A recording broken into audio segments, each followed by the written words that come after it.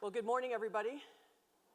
So whenever I hear somebody read my bio, I always wish my mom was sitting in the audience because she thinks I fix printers. That's what she thinks I do for a living. Many years ago, I worked for Gateway Computers, and so when anybody has a computer problem, she goes, call my daughter, she can help.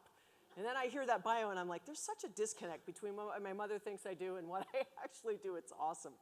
But as Vern mentioned, my name is Tiffani Bova. I am the Global Growth and Innovation Evangelist at Salesforce, but I'm actually not here today to talk about Salesforce, but before I move past that comment, how many of you in the audience are Salesforce customers? So first, let me say thank you for being our customers. But I'm here to talk about how do you grow your business, right? What is the impact and some of the things we're seeing across the market and how it's changing companies are going to be going and looking for growth going forward. I would guess if I asked the question, I'm hoping all your hands would raise because you're at this event, but how many of you want to grow your business? Good thing. This isn't the, nobody raises their hand and then I have a problem. Everybody wants to grow it. But the question is, do you want to put yourself in hyper-growth mode? Do you want to put yourself at growth at market, sort of at like companies? Do you want to just have a lifestyle company? I'm going to guess that a lifestyle business is not what you aspire to be, considering you're here. Half the battle of figuring out the best way for your company to grow is to invest in yourself, your people, your teams, in learning what's happening in the marketplace, and this is a fantastic forum for you to do that. So I have started talking about this topic called customer experience being the new product and being the new battleground for about 7 years. I was part of the team many years ago at Gartner that made the prediction that the CMO, or the Chief Marketing Officer, was going to spend more on technology than the CIO was actually by the end of last year. And it set off this flurry of acquisitions, both from Salesforce and everybody else, in trying to capture that marketing technology as more and more monies were moving towards trying to help businesses be smarter about how they were using paid media, search engine optimization, online media, whatever they were doing, to make sure that they were tracking what was happening with the spend, but more importantly, watching how customers were responding to the things that they were doing in the market. So when I say customer experience is the new battleground, it makes people who produce products really uncomfortable. Because many people grow by thinking that they sell a product. So are you a product-led company, or are you a customer-led company? And I'm going to come back to that in a little bit. So that's sort of a note to yourself to think about, what do you think you guys are as a business? Are you a product-led company? Here is what we sell. Or are you a customer-led company? Here are the challenges or the problems or the jobs, to use Clayton Christensen's term from his book, Competing Against Luck, that we will solve or serve for our customers. So the first thing is to talk about speed. Right? So as was just mentioned, speed and trust, really important. But my goal in talking about speed, because many will say speed is the new currency. We have to move faster. But I don't want you to move faster at the expense of sort of quality or breaking trust. I just need you to move fast enough to be a quarter or two ahead of where your customers are going to be. Now, if you want to be really aggressive and say, nope, we want to be 2 or 3 years out, or if you want to follow in the footsteps of some of the CEOs that have been mentioned earlier, if you want to say, I want to be Jeff Bezos or Steve Jobs, or even my CEO, Mark Benioff, where I want to predict where I think the market's going to go, and I'm going to find a way to get myself there, even if it takes me 5 or 10 years of no profit. That's a very different kind of business, to go way out ahead and say, I'm going to get so far ahead that I'm going to try to create a market for myself. So when I talk about speed, it has a lot to do with timing. One of the things I talk about in my book is context of the market. So I'm going to use Netflix as an example. How many of you used to be Blockbuster customers? How many of you are now Netflix customers? Okay, so now imagine if Netflix had never done mail order. Think about when they launched their product. Let's pretend that Netflix never did mail order and they launched streaming day one. Would it have been successful? The challenge would be that we didn't all have high-speed internet everywhere we went, every minute of the day. Our homes didn't have it, our phones didn't have it, our cars didn't have it, airplanes didn't have it, cruise liners didn't have it, the space station didn't have it. The problem was we didn't have access in a cost-effective manner to access streaming. So if you had launched it and said, I'm just going to hang on for 6 or 7 years until high speed is in everyone's homes, would they have made it? Blockbuster actually launched streaming years before Netflix, but didn't hang on to it. So they were too early for us as consumers. So from a speed perspective, I want you to get to the future just to welcome your customers when they show up. And a point to note on Netflix is they still have 750,000 mail order customers, including my mom, who wants me to fix her printer. This tells you the whole story about our relationship. 750,000, what do you think funds all the original content? The mail order business. So you have to make sure that when you launch a product, one, it's right for the context of the market, what we as consumers are ready to absorb, and what the market itself can handle. Speed has a lot to do with innovation, but innovation more from the fact of what your customers actually want from you. They want to work with brands that are innovative. I don't want to work with a brand that I feel like isn't staying on the cusp of something. So when you fly in an airline now and there is no wireless, you're kind of like, what? I don't understand. Now they're actually taking the TVs and the monitors off the seats out of airplanes because now we're all traveling with them. Right? So then the differentiation used to be, oh, if I fly JetBlue, it has streaming on the back of the TV, and it's free all the time. 5, 6, 7 years ago, that was differentiated. Today, is that differentiated? Now we travel with our own. We're not even turning that on. Now what it is, it's about wireless. And so you have to make sure you're continuing to innovate. Not too fast, but at the right pace, depending on what your risk equation is. And so the reason I start to show some of these sort of statistical slides is because many people will ask me, that sounds like an awfully consumer conversation. We are in the B2B world. We are not a B2C company. My opinion and my opinion only, I think those two lines are completely blurred and there's no difference. The reason I say that is we are all consumers in our day lives. We do not walk into work, take off our consumer jacket, put on our business jacket, and have a completely different expectation of what we're going to get from our technology, from our systems, from work, from collaboration, from interaction. You actually have these consumer expectations that are amplified at work because you expect work to actually have more than what you get at home. So if you're able to do things very seamlessly at home, why is it so difficult at work? That's a rhetorical question. Like, you know, I always say that, well, I'll hold that one. So speed and innovation is the new table stakes. Now, we've talked a lot earlier, some of the earlier speakers, about hiring and hiring right. It's the most important thing.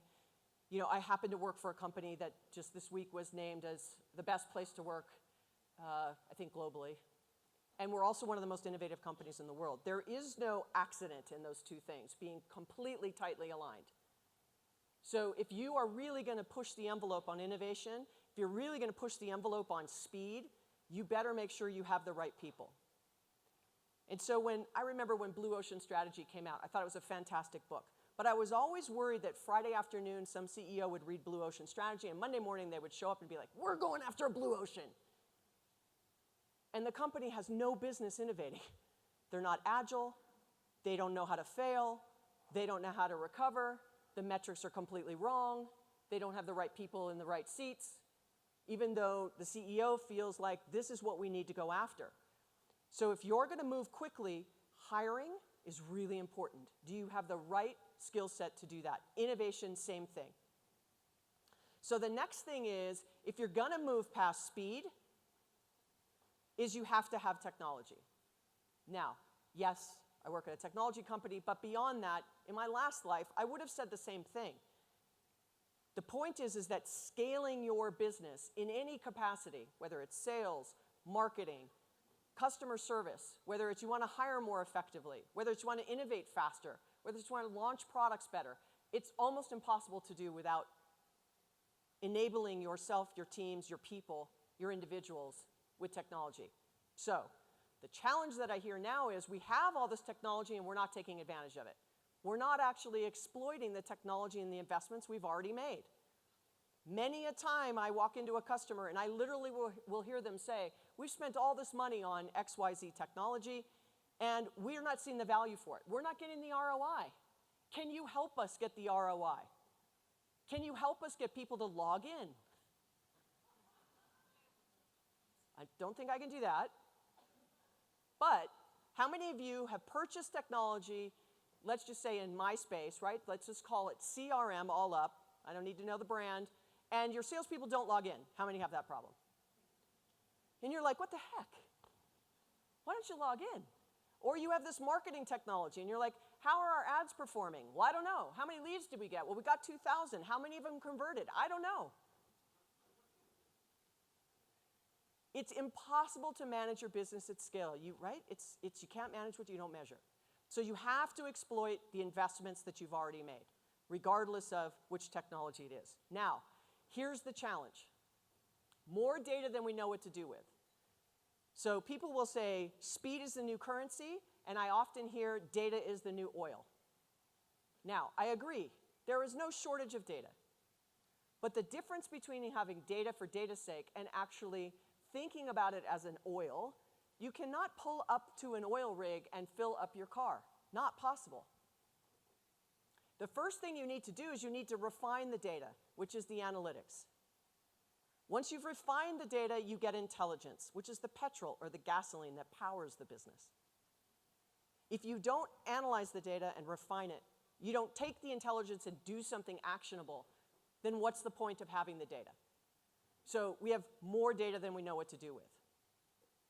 The next thing is we have smarter platforms that are starting to do things that we used to have to do from a manual perspective. And so are we taking advantage of those platforms? Once again, it isn't just about logging into technology. It's about, are we using it in a mobile capacity? If you deploy trucks as an example, are you doing it using smart GPS technology? Are you making sure customer information is in the hands of your drivers that are out in the market? If you're sending a repairman out, do they have all the information that they need on whatever device it is that they're using? The third is we're now moving to a place where voice is becoming far more ingrained into our day-to-day life. And I mean from verbalizing a text message or an email. There was a stat that came out of Gartner a number of years ago that said by 2020, we will speak to AI more than our spouses. No laugh, really? So I want you to think about your day. Between 9 to 5, who do you talk to the most? Your spouse, or are you dictating stuff into your phone if you're driving and texting? So natural language processing will totally change the way we interact with technology. So in this case, there's two examples I have. Ford cars now, today, have a deal with Starbucks and Amazon. Hey, Tiffany, I see it's 2 o'clock in the afternoon. I'm driving along in my Ford. I see it's 2 o'clock. It's time for your chai tea latte. Alexa, it is time for my chai tea latte.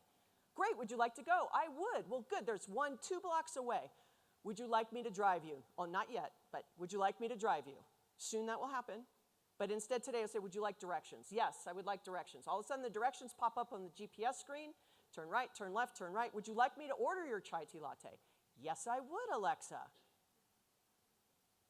How are you going to pay for that? Are you going to hand the drive-through cash, your Starbucks card, your smartphone, or are you just going to keep driving because now your wallet is your car? Everything I just described is true today, except for driving you there on its own.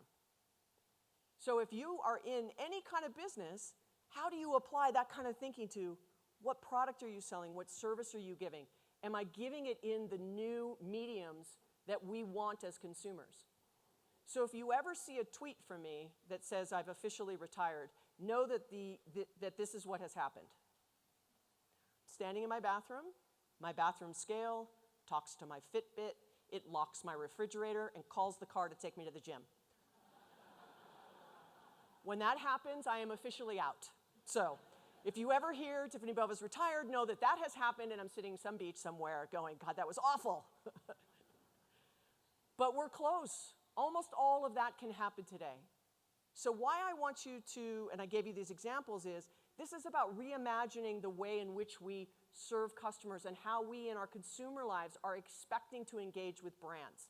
I don't care if it's my plumber, my roofer, I don't care if it's my insurance company, my realtor, I don't care if it's my doctor, I don't care if it's my job, my car salesman, any of it, whatever it is you're selling, because we do two things, right? Make stuff, sell stuff.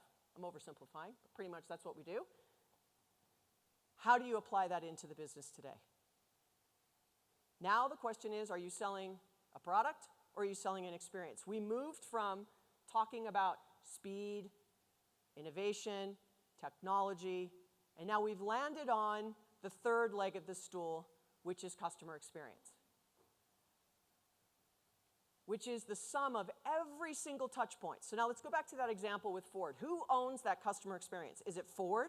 Is it Starbucks? Or is it Amazon? If you were driving that car, do you actually care who owns it? You don't care.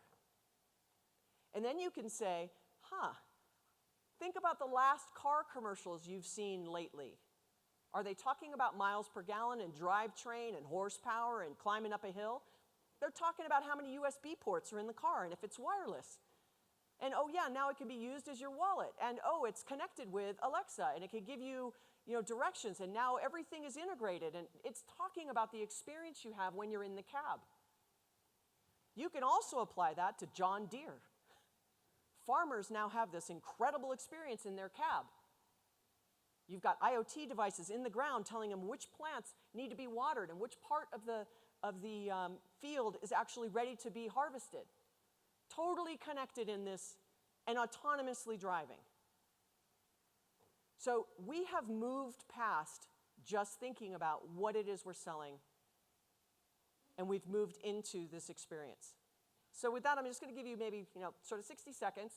Talk amongst your tables and ask yourself two questions. One, do you think we're moving at the right pace from a speed perspective, right? Too fast, at the right pace, too slow? And then the second question is, are you selling a product today?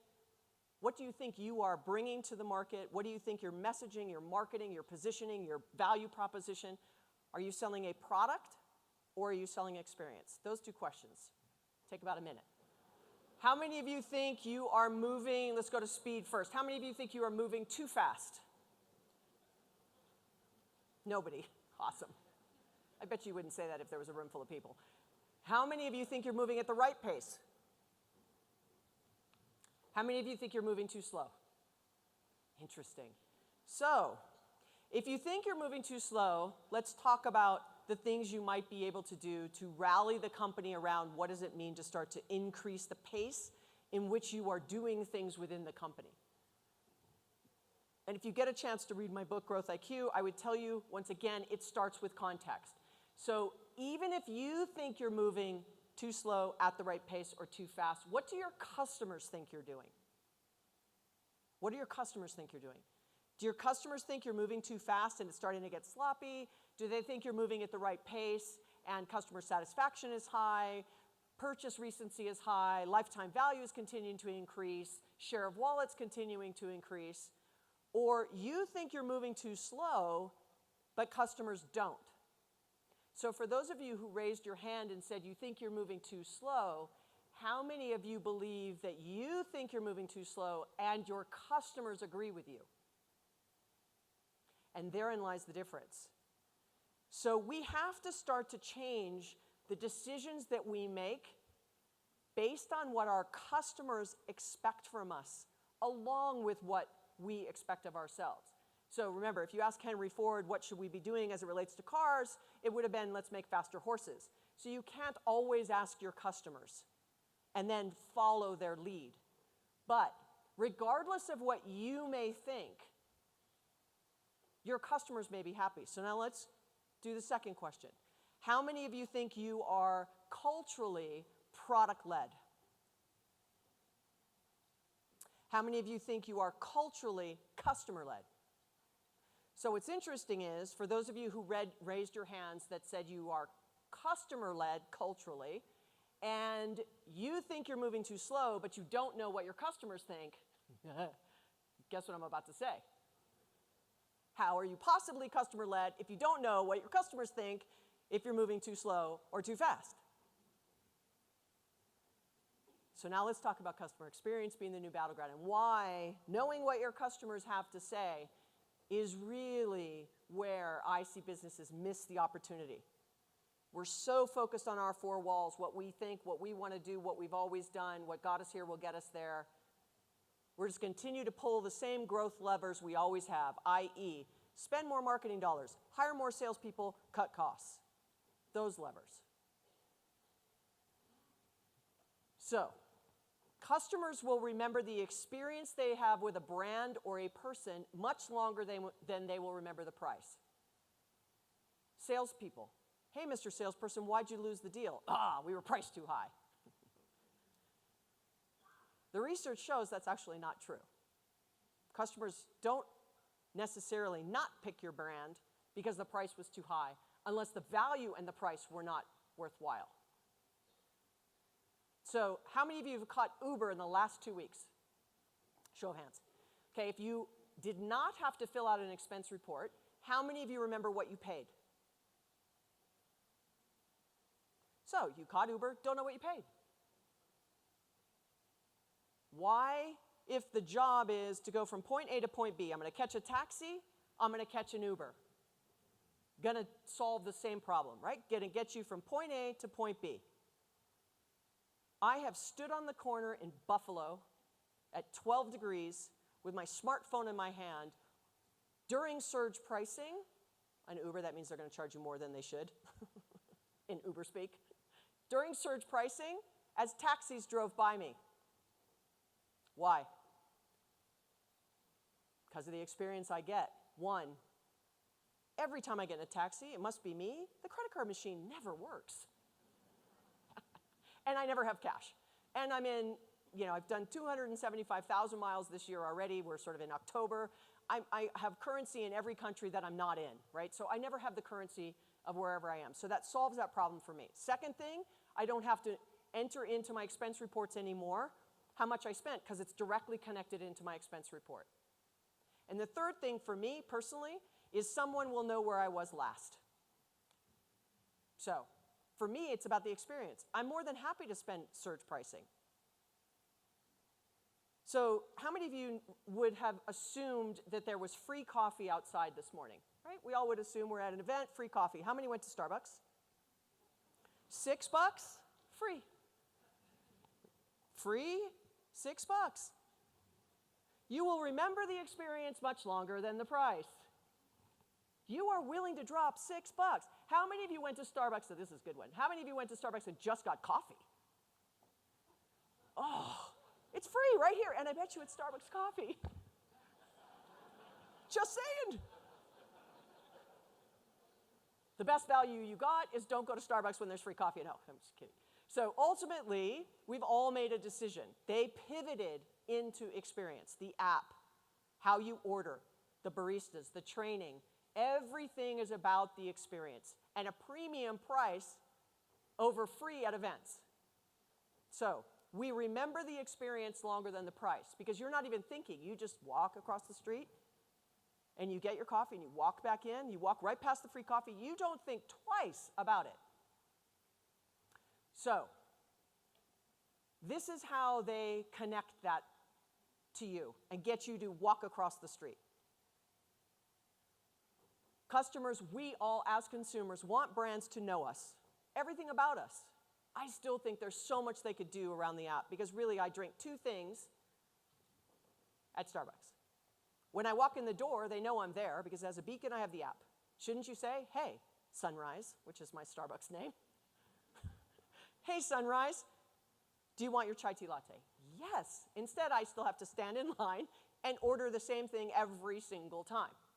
So even the best brands have room to improve. What does it mean? What is our expectations? My expectation is you should know that after 17,000 chai tea lattes at this point, that probably that's what I'm going to have to drink. So know me. Personalize it. Push something to me that says, I'm not just a number, I'm not a valued customer. Dear valued customer, not good. Dear Tiffani Bova, not so good. Dear Tiffani, okay, maybe a little better, but that's not really very good. But if it's Dear Tiffani, I see you just did these 2 things last week and you did this. Now, there's a very fine line between personalized and creepy, so I'm not telling you to be creepy, I'm just telling you to personalize. And yes, a lot of those kinds of personalizations happen in the type of technology that we deliver, but ultimately you have to make a decision to capture it and then, analyze it, take the intelligence and do something with it, which then means you need to engage with me differently. Like the Ford example. Engaging with me that's saying, hey, if at 2 o'clock she does this because we know her purchase pattern, should we offer her up? She's driving, she's close, she's within 2 blocks. Let's offer it to her. Once again, without being creepy. So the opportunity for you to double down on customer experience. So now, you're maybe saying, well, it's kind of interesting, but there's no way for me to measure it, and how do I manage it? And it sounds really good on a PowerPoint, but how do I execute against this? What do I do? My executives will never buy into this whole concept. Sounds kind of fluffy to me. I don't really, kind of interesting. So here's the opportunity. 80% say the experience a company provides is as important as its products. And, as I just described with free and $6, 67% of us will pay more for a greater experience. Sometimes 10 to 15% more. So when you're making all these investments in what you're doing in the business, from an inside-out perspective, perfecting the product, and you're not thinking about the experience that a customer is actually having with your product, service, or brand, you have implications into the business. So who does this right? So it's proven to be a competitive differentiator by a number of brands we all know. First one, Tony Heisch from Zappos. If you don't know Zappos, they sell shoes. And they sell everybody else's shoes, not even their own shoes. So now why do people buy shoes from Zappos versus somewhere else? Hands down because of the experience. So what do? They have something called the University of Wow, literally, where you could take your customer service department, customer success, whatever you might call it, bring it into their University of Wow for training. When they're done training their people, let's call it 6 weeks. Remember, hiring, one of the most important things you're going to do, they go through 6 weeks of rigorous training to be able to be called customer success representatives. At the end of the 6 weeks, they hand you a check. And they say, Tiffani, thank you for your time. We know we've already paid you, but here's $2,500. You can take the check, no harm, no foul, you can leave. Or, we keep the check, and please show up to work tomorrow morning at 8 a.m. Why do you think they do that? Because if you're there for a paycheck, you'll take the money and you'll walk out. And actually, they don't want you to work there. If you don't take the money, you're there because you believe in the mission. You believe that it's all about customer experience and customer success. You will stay on the phone with a bride who can't get her shoes in time for the wedding, literally for 7 hours, and have a messenger to her. That's the person they want working there. So customer experience is everybody has to understand what's their role in delivering these compelling experiences that someone is going to come here and buy the same pair of shoes that they can get across the street. They might be able to get cheaper somewhere else, but you know, at the end of the day, that if I order 6 pairs and I like 2 and I ship 4 back, I didn't have to pay for shipping.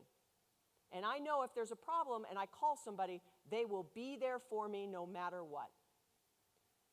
The second is Steve Jobs. Once again, he's been masterful. He was masterful at understanding what the customer wanted. Once again, I don't need you to be 10 years out, but it's a lot about the experience. So they just had their new announcement a couple of weeks ago. And they made a big deal about you as an iPhone owner now being able to have 2 phone numbers on 1 phone. Familiar with this? Their competitor has been doing it for, 4 years. So they weren't first. They didn't need to be, because they've created such an experience and brand sort of, capturing engine that people will just upgrade and upgrade and upgrade with the next, with the next, with the next. Even though the technology may not be completely innovative, they can be a fast follower and still hit it out of the park. Not focusing on the competition and focusing on the customer. So a Jeff Bezos trick. For his executive team meetings, if there are 10 people in the room, there are only 11 chairs. The 11th chair is empty, and it's at the head of the table. Who is it for? The customer. So anytime an executive comes in and says, I think we should do this, or I think we're totally customer-led, and then he would say, what do our customers think? You could not answer, I don't know, and keep your job. But this default chair, this image of making decisions around what the customer actually wants and expects from us, changes the way people approached how, why, and when they asked for things. It was driven by the customer. For us, it is behind every decision we make as a company on the product front, as well as all the things that we do on the philanthropic front. Behind it is a customer. A customer, and on the philanthropic side, it's usually coming from the employees up. And so, totally focused on customer success. Why? For those of you who are our customers, at the end of the day, if you grow, guess what you need? More stuff. With every salesperson you hire, with every customer service rep you hire, with every marketer you hire, as you grow, we grow. What do we want you to do? We really want you to grow. We don't want you to go away. Because if you go away, then there's no licenses to be used. And the last is sort of forward building these self-driving cars. Once again, pay attention to the way big brands are positioning what they sell in their advertisement going forward.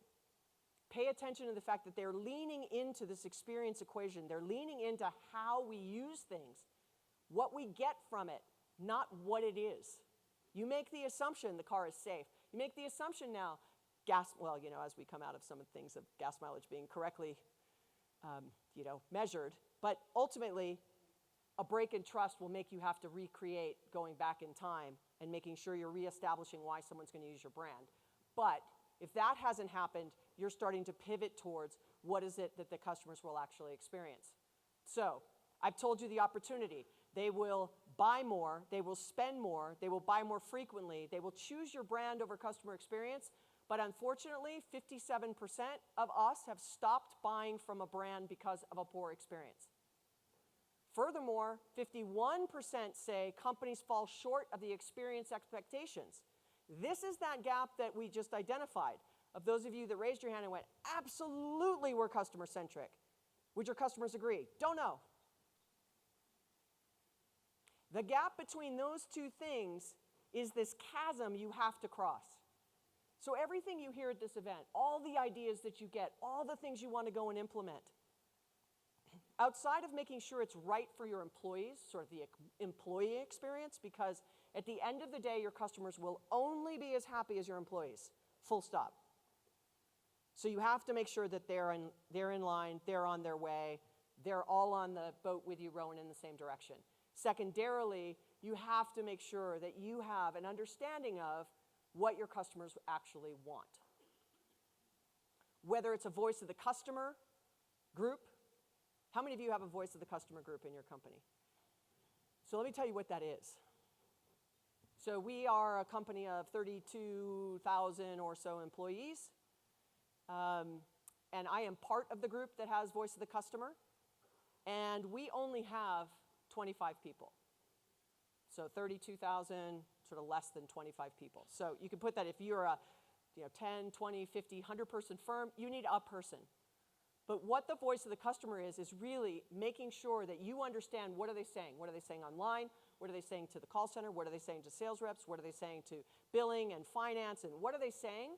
And making sure that feeds back into how you develop products, how you build your website, how you overlay your salespeople, who you hire, how you train, what you offer. Everything should be guided by the voice of your customer. you all got to exactly where you are, since no one raised their hand with having voice of the customer, without a voice of the customer. Imagine what you can do when you want to accelerate growth. Because now it's no longer this emotional conversation with your executives. I think we should do this. Or if you're the executive, an emotional conversation with yourself.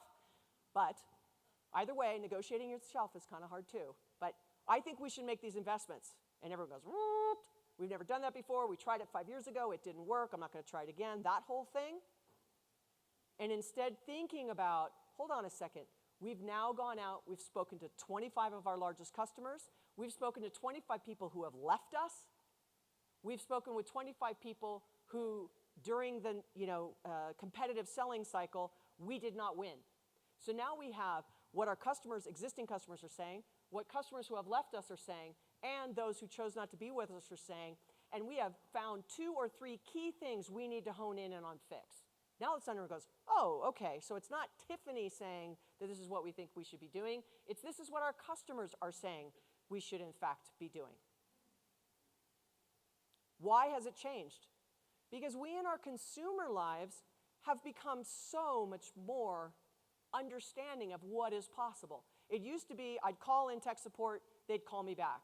Or I'd leave a message, they'd call me back. Then it became proactive. Oh, your credit card is about to expire in 90 days. I don't want that to happen, so service stops. Let's make sure your credit card is up to date. Now it's getting down to this predictive of, I see it's 2 o'clock, it's time for a chai latte, do you want to go? And predicting what the next behavior is going to be. People who are in your customer set who buy apples and oranges are more likely to buy pineapples. So when a customer calls in to the customer service line and they say, oh my goodness, you have apples and oranges. I think you'd be perfect for pineapples. The only way that customer service rep is going to know that they should be buying pineapples is if they know they have apples and oranges, which is a data problem, which is an exposing it to them. So that when the customer's on the line, you know me. You understand me, you understand my business, you know other people who look like me, so you're going to recommend something to me. What is that? Valuable. What does it do? Build trust. What does it give them? A great experience. What do they want to do? Give you more business. Reacting and being very predictive are 2 very different things. That has happened because of this advent of technology and because of our ability to know what our customers actually want. So now how do you stand out from the crowd? How do you do it? In the future, these customer-driven engagements, right, have got to be meaningful and valuable. So I'm going to give you a customer service example.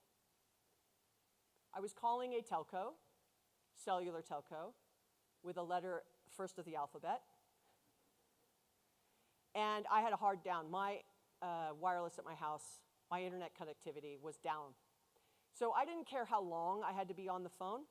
I needed it fixed, right? So this was a critical, I'm in trouble, I need to get this fixed. So I call in.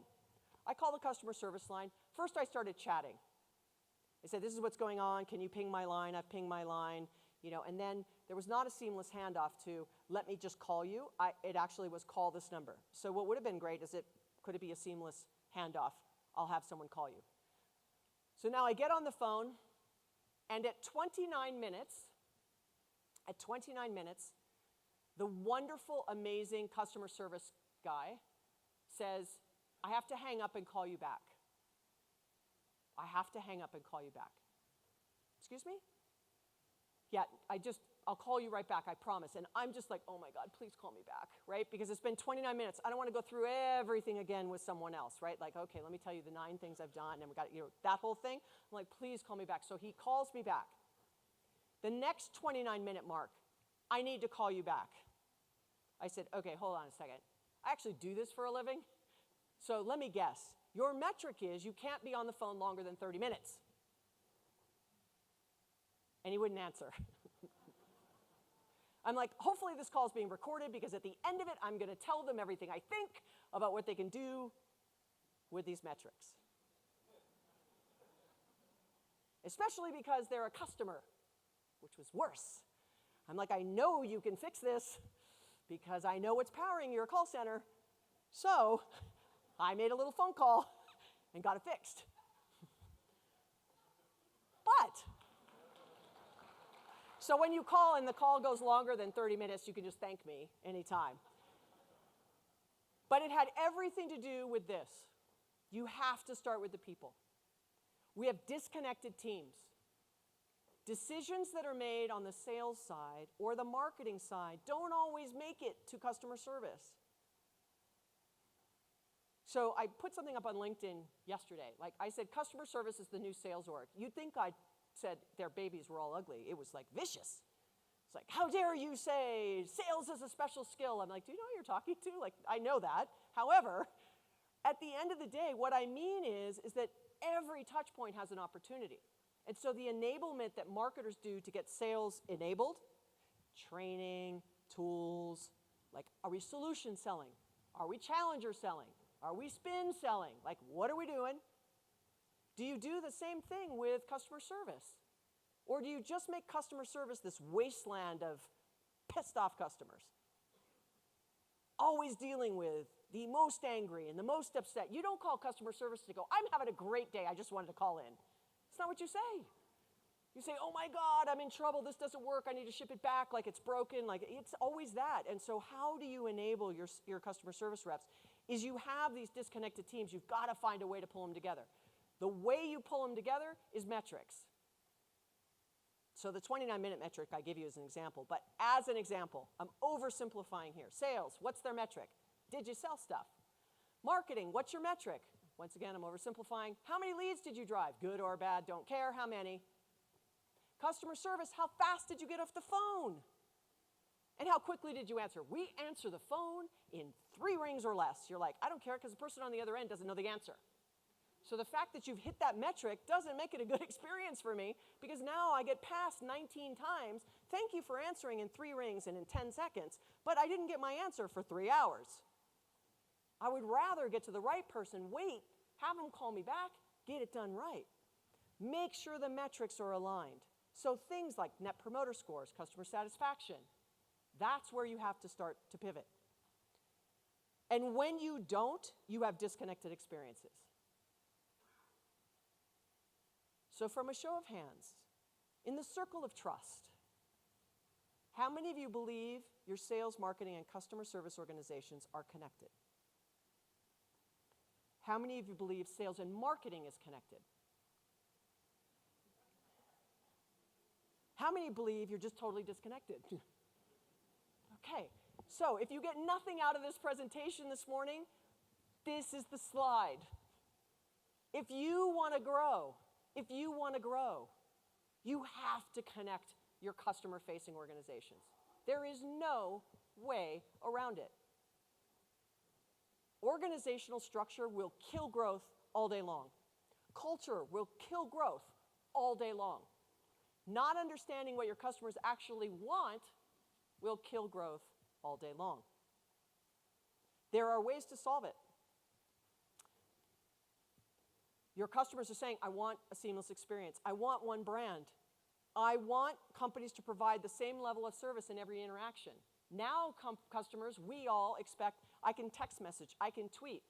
So I was tweeting with my preferred airline, which also starts with the first letter of the alphabet, and because it's being filmed, I use letters. And I tweeted out something, and I get this instantaneous response, right?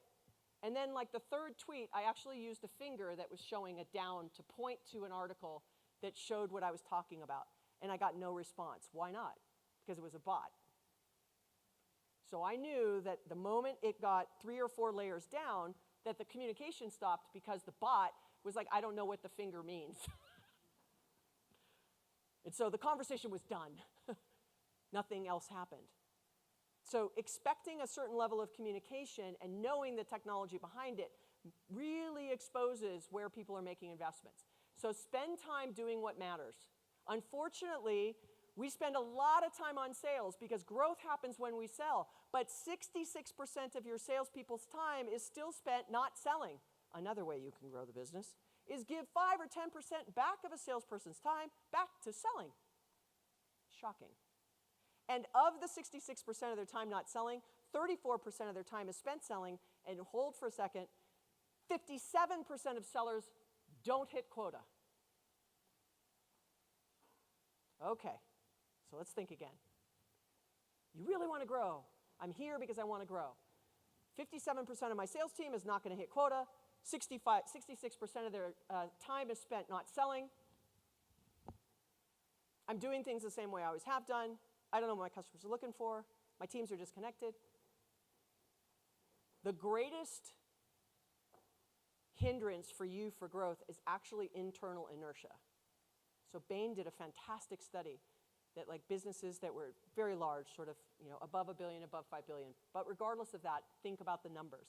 That the executives at that level, like some 80, 85% said that the reason they feel they're not growing is internal issues, not the market, not the competitors, not M&A that's happened, not anything else. It's all this stuff we can control. So we have to think about what are the things we can do. Pulling sales and marketing together. High performers are 1.9% more capable of hitting it out of the park. Sharing leads, scoring leads, giving them enablement, giving them the marketing materials, feeding back what's working. Inside sales, outside sales, sales development reps, account-based marketing. Like, I don't care what you call it, you've got to get the teams together. The next thing I'd say for marketers, anybody who owns marketing in this room, please go on a sales call. Just one. Like next week, just go on a sales call. It's like Undercover Boss for me. I love that show. Why do I love that show? They spend all this time putting makeup on the leadership team so no one can recognize them. I'm like, no one's going to recognize you anywhere. You never go out. Get out. Go out. Visit your customers. Watch your drivers. Pick up 50-pound boxes. My God, I didn't know you do that. No kidding. You never go out. CEO of Costco. Every day is at a different Costco somewhere in the country. Knows what his customers want, knows what his people want. Are his employees happy? Yes. Are his customers happy? Yes. Do they keep making the right investments and the right bets? Yes, because very close. So marketers, go on a sales call. And don't say you're a marketer, say you're a new hire salesperson and you're shadowing. Because if you say you're a marketer, customers will lie and tell you everything's perfect. You need to hear the truth about what's going on in the field. The next is service. Pull in customer service. If you view customer service as a cost center, today, shame on you. After this presentation, I hope you don't. At the end of the day, right, what I want you to hear is that every touch point has an opportunity to personalize and give this compelling and meaningful experience and add value to the interaction. So the customer does what? Talks about you, buys more, is more loyal, has a longer lifetime value, comes in one more time a week, buys one more thing, refers you one more time. You want them to be happy, and that happens at service. And you can't do it without people in tech. Once again, don't care if it's us. I mean, well, yes, I care, of course. At the end of the day, you got to use something. Especially some of this new artificial intelligence, machine learning, which I guess at the next event, as Vern said, you're going to have more about AI. Don't be afraid of it. Yes, it is replacing some jobs, but this is all about enabling humans to actually be better at their jobs. If you have that opinion of it, it's going to go a lot further for you. So what does the future look like? So the future is outside in. Get out of your four walls. You don't have to put makeup on and put a wig on. Like, go out, see your people, walk amongst the folk. As Tom Peters said, who was here last year, management by walking around. His key phrase. Leadership is about being out and talking and learning and listening. You have other people to do the other stuff that needs to get done every day. Spend the time. Refine your relationships and influence and management and engagement and understand how you can influence the market differently. Select the right KPIs to foster the right behavior, not hang up in 29 minutes, not the bot that stops talking to me, not the bad pass off between talking to me on chat and then me having to call back in. Like making sure that the KPIs, pick one KPI that's shared between sales, service, and marketing. I am not telling you to kill the KPIs you have. I'm just telling you, you have to have one that's shared because then everyone's in it together. I often get asked, who do you think should own customer experience? I hate that question because if the whole company doesn't own it, nobody owns it, right? The employees have to believe it, right? The employees have to be happy. The customers will follow. Use data in context. Be predictive, not creepy. Be predictive Be personalized, understand what it is your customers are looking for, and drive towards this very intimate sales engagement. You know me. I trust you. You're taking my information, and it's helping you serve me better and deliver and develop products that I want a quarter or two out. You're helping me be successful in whatever job it was I needed to have done. And then the last thing I'd tell you, for those of you who are Salesforce customers, you will know this well. We have an event called Dreamforce in San Francisco, which was just a couple of weeks ago. We had 170,000 people show up. How many are in this room? Like 1,200 or so? 170,000 show up in San Francisco. Every inch of the city is taken, every hotel room, every ballroom, everything. We barely get on the stage to tell our story. Why? Because our customers do such a good job telling it for us. We don't have to tell it. Your greatest sales force is your customers and partners advocating on your behalf, telling your story. If, like in that example of, if I were to call your old boss, what would they say about you? If I were to call your customers, what would they say about you? What would they say? What is your brand? What are your values? Are you customer-led? Are you product-led? Are you about their customer success or about your metrics? Are you very inwardly driven or are you customer-driven? What would they say about you? Let them advocate on your behalf. This is a copy of, I actually don't have my book out in front because I missed the date. It's my bad. It's been a crazy 60 days. It just launched on August 14th, so I've been running like crazy. But I would love for you to get your hands on it. I know some of you got some from Vern, but I'd love to hear feedback on what you think as well as what you think on this presentation. So I think we're going to go through a couple of questions. You can follow me at Tiffani_Bova on Twitter. I'm pretty active as well on, you can follow me on LinkedIn as well. I put a lot of this content out. My whole goal of being up here, Vern was like, look, they would like it really interactive. They want to talk at the tables. I just want to give you so much to talk about that there's no way I can give you 2 or 3 minutes to sort of run through it. But if I've given you 1 or 2 things that will just pivot your thinking ever so slightly about how you approach a meeting, how you design sales, service, and marketing, then I feel as if my time was well spent. But either way, I so appreciate your attention. And Vern and team for having me here at ScaleUp. I've always wanted to speak at this event, so it's really been a pleasure being here, and I think we're going to show some questions if there are any. Yep, all right. All right, so if we agree with Steve Jobs about knowing what customers want before they do, versus what advice do you have for those of us who want to learn what our customers truly want? Great. All right, so this is the voice of the customer. So all you need to do really is go to Mr. Google and search voice of the customer, and you're going to find a ton of stuff there. You're going to have to weed through it. If there's something you're really looking for, just drop me a note. But ultimately, the voice of the customer activity set will be really good for you. So it isn't just about surveying, because that doesn't always give you the insights. It is really this combination of visiting customers, surveying, existing customers, customers who left, and customers who chose not to do business with you. That will give you a really good pulse. The other thing I'd tell you is an employee survey. Your frontline people know more about the business than you do. The gap between sort of strategy and execution is getting bigger. So spend some time on the call center floor. Listen in on customer service calls. Go on sales calls. Sit in marketing meetings. Understand what the challenges are, but your frontline individual contributors will tell you, i.e., like the show Undercover Boss, where you have opportunity to fix stuff. Then it's all going to be about prioritization. And yeah, I can fix your printer. Nice. Who asked that? That's awesome. I'm on my way. That's great. So how do we let companies with awful customer service, oh, you even brought names out, get away with it? So we vote once with our wallet. We vote a second time with loyalty. So it's our choice of what is our threshold of service is so bad, I've got to go. But where I think there's tons of opportunity for growth is actually in your existing customer base. It's much less expensive to get more business from your existing customer base than from net new.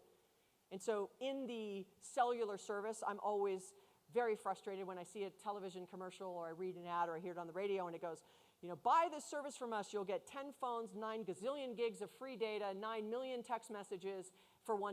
And I'm like, I'm in. And I call, they go, oh yeah, not for you, you're an existing customer. I'm like, really? That's what you think of me, your existing customer. That you're going to treat a new customer, which is 49 times more expensive to acquire than me. I'm already here, and you're not treating me very well. So think about how you can actually take advantage of treating your existing base better. It's all a personal threshold. Like, even though my airline may sometimes, mess up with me, at the end of the day, I'm 3 million miles in, I'm not going anywhere. So please try to be the best you could be today while I'm on this plane. Ultimately, at the end of the day, it's better than average. It's never going to be perfect, but it has everything to do with how people recovered. Am I going to share the slides? Also a good question. We're going to share a section of them, but just so you know, if you're looking for those stat slides, if you go to salesforce.com/research, all of it is there for free. There's state of sales, state of marketing, state of customer service, and the state of connected customer, which gives you all these customer buying trends and insights. You can use any of it, whether you're a Salesforce customer or not. So that has a ton of the data in there. Tiffani, maybe one more? Yep. Let's see. What is the one KPI shared by sales service and marketing at Salesforce? That's a good one. So we have something called V2MOM, which is our visions, values, methods, opportunities, and metrics. It's something that Mark Benioff, our CEO, has. And so he rolls out his metrics for the year. It goes to his team. It rolls to the next level and rolls and rolls. So when I'm actually going to have a meeting, let's say I'm walking in, I'm going to have a meeting with you. Before I walk in and have a meeting, I actually can go up into our internal community. I can look up your V2MOM and I can see what you're focused on. And so the connection is that all of our metrics, methods, opportunities are all shared company-wide, regardless of where you sit in the organization. And then obviously sales will have revenue numbers. Customer success is actually our customer service, but customer success has retention, lifetime value, which also ties back to marketing and service. So always about customer success and making sure that we're staying on the right side of those vision and values, which are really the most important thing to us. So with that, I so appreciate your attention and your time, and I hope you enjoyed the presentation. Thank you. Tiffani Bova.